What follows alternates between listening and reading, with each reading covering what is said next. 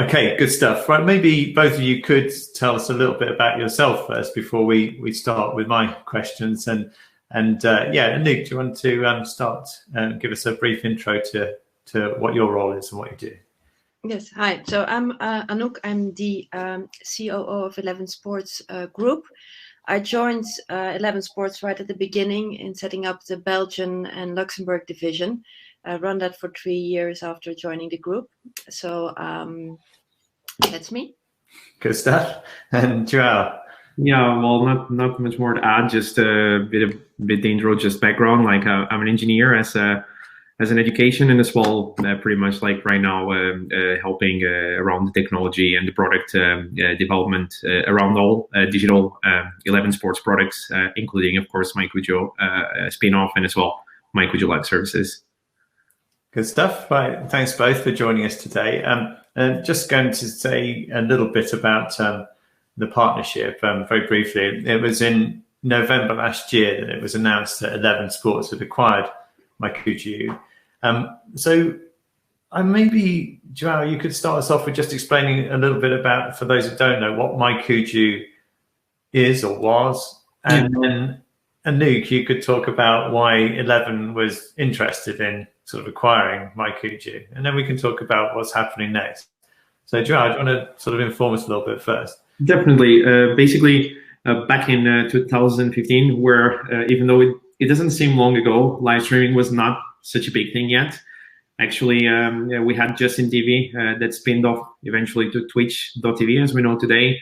And as well, Facebook Live and YouTube were not even starting, or they were in very early days, maybe in the cooking phase, let's say. And therefore, Peter and I looked a bit around the sports ecosystem, and we understood that specifically in football, because it was our biggest passion, the majority of the clubs didn't have any media or let's say broadcasting exposure, apart from mostly local radios that would broadcast their matches around long tail, right? As to only 5% of worldwide, like let's say football content is actually having a significant exposure, and that actually drove significant revenue opportunities to these partners, right? Of course, knowing that the scale of these partners was exposed to more fans and increased revenues around that increase of fans, we seeked an opportunity below that, but much more looking into a scale environment, right? Because we're not speaking about a match with 1 million users, we're speaking about 1 million matches with 1,000 users, let's say. That has been the principal focus. And therefore technology has been a key element of our focus, because we needed to be present worldwide and enable low latency with low entry, let's say, production level, in order to sort of then progressively and iteration-wise allow not only monetization around this content, but as well interface and interaction with the fans, basically. So enabling through annotation creation around studio, highlights creation, name it. By annotations, we mean overlays, sponsor overlays, counter, timer, and that like is pretty much the base of what we built and where we are today. Basically, that's it. Where we started with 54 live streams, and up to 2020, I think we were doing around 22,000 live original matches a year. Wow! Content, of course. Yeah, and you obviously created all that technology to enable that as well. So that's your kind of IP. Yeah, 100%. Everything developed in-house, point to point. Of course, property that we don't own is pretty much infrastructure, where we have a big partnership with Google Cloud, but as well with multiple CDN providers. But end-to-end is fully developed in-house. Yeah.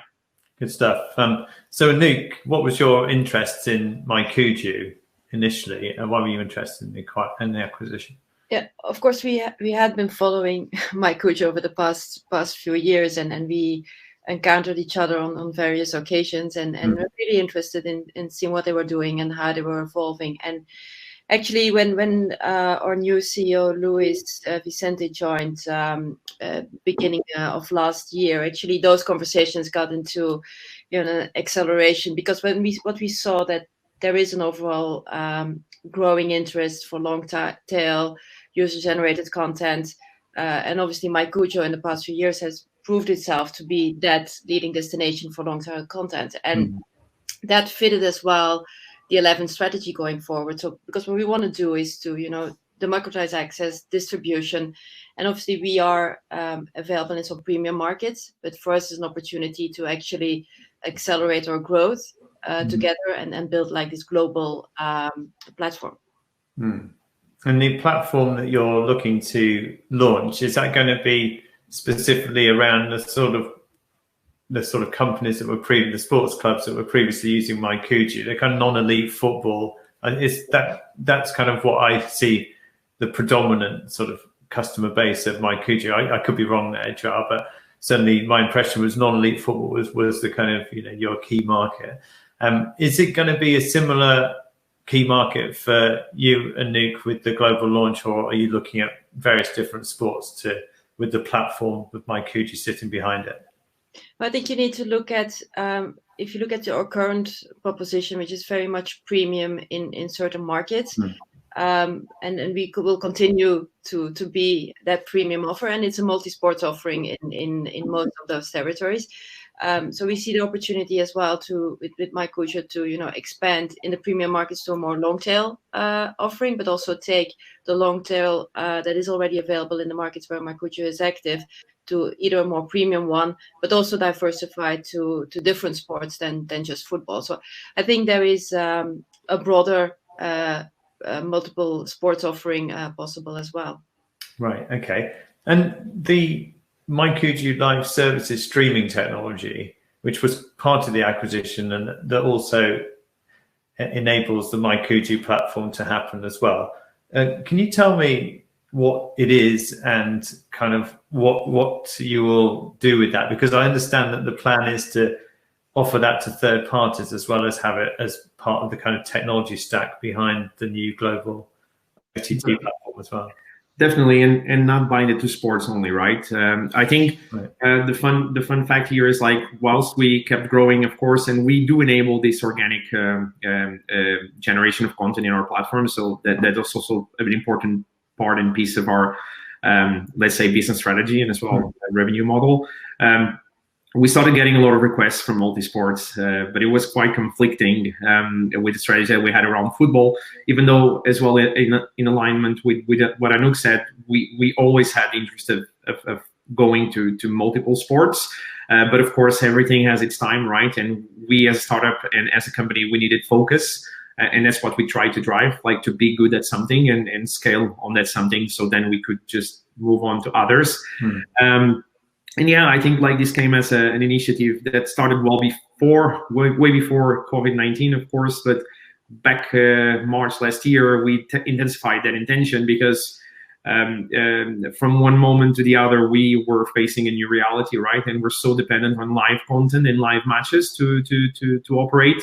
So we started thinking, because we're set to scale in technology-wise, and we have our services pretty much working independently. We started putting them out as well and serving an interface for customers to tap in, up to requests from multiple partners worldwide. And pretty much like the highly scalable solution that we have, not only flexible but scalable, we will offer already to multiple clients in the music industry, in the sports industry, name it. We even have some like political activities using our services in the country.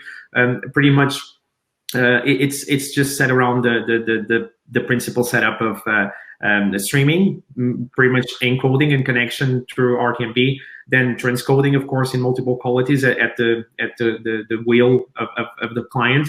And on top of that, then it's where all the fun happens, because we enable all these set of actions that we enable on MyCujoo: highlights creation, clips creation, at a single click, basically, pretty much, or connected to an API.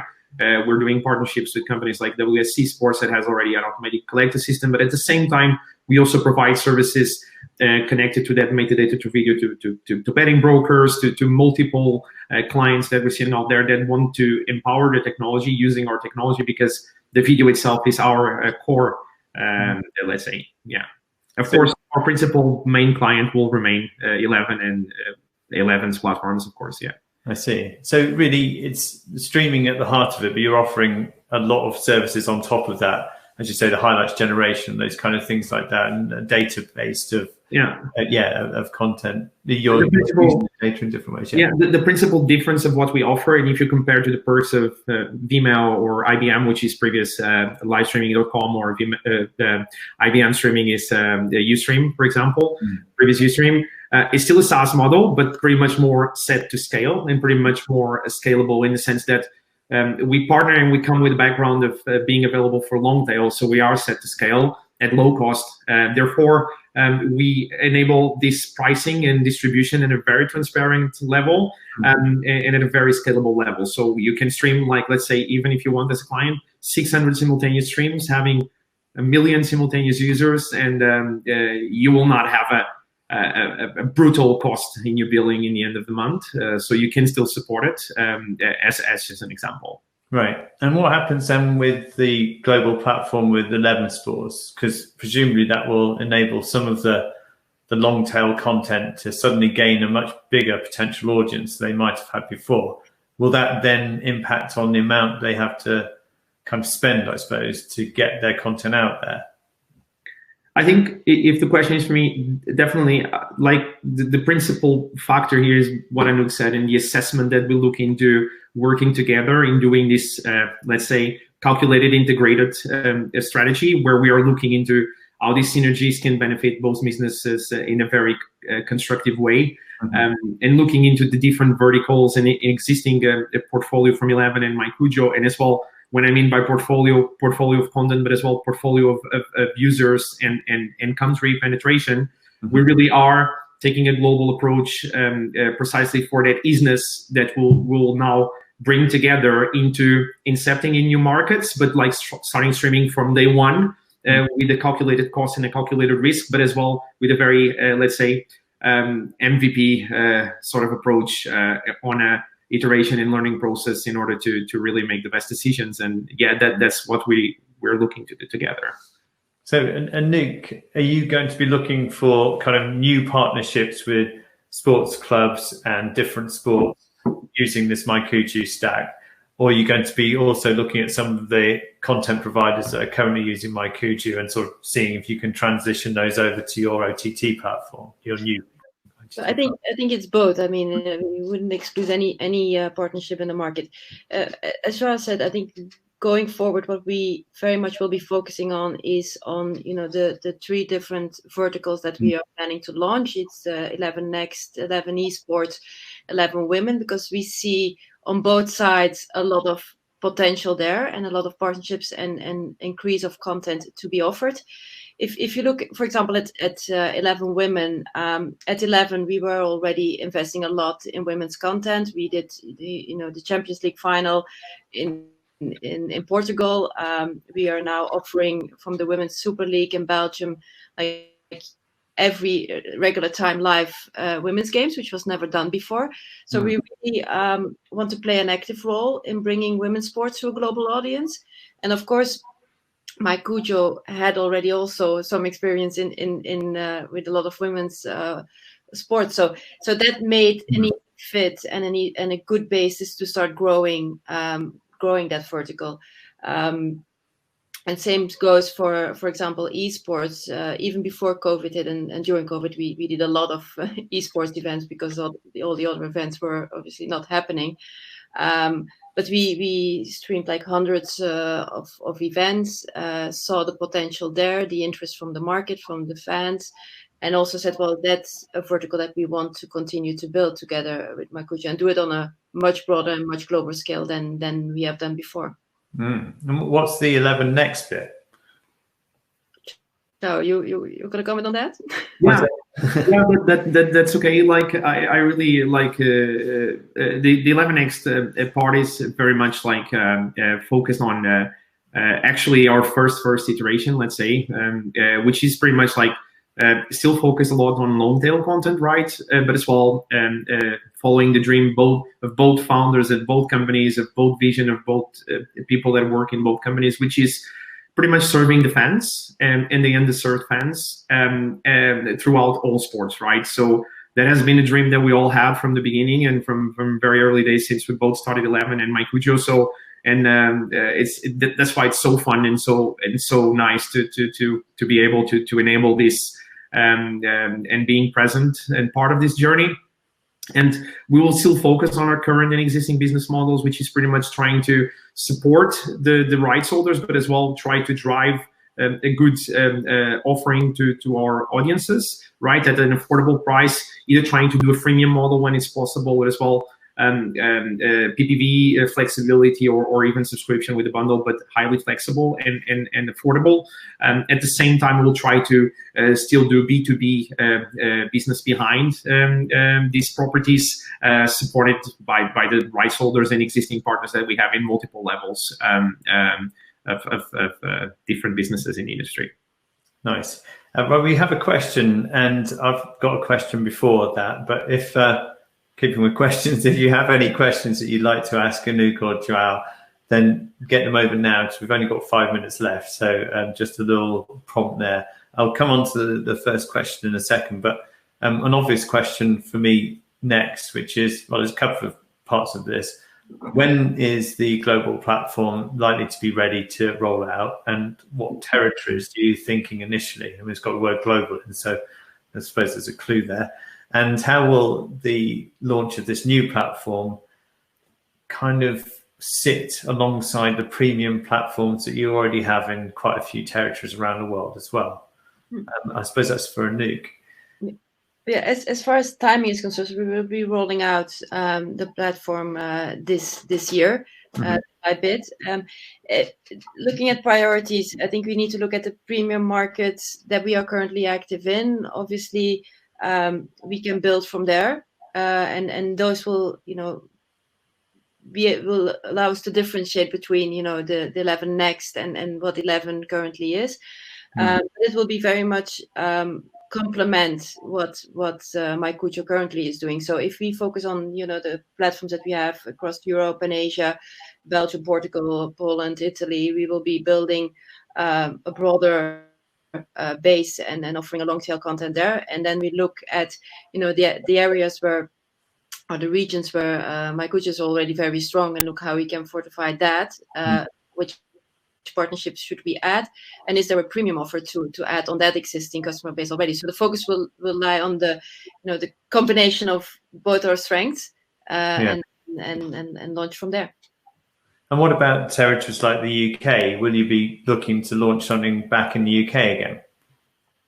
I think we definitely will be looking at with 11 Next to see what we could offer in the UK as well. If you're looking at the global proposition, it includes obviously the UK. We're actually already quite incepting there with a lot of properties like either the Manchester FA and a few Sunday leagues.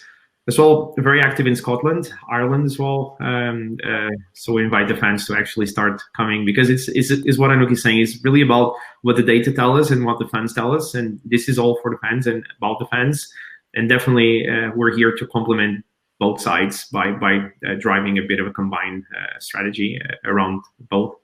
But by global means, we'll be global and we'll be available when global everywhere, ideally, as 95% of the content we'll have in 11 Next, let's say, to be in women in esports is going to be around global rights and global distribution.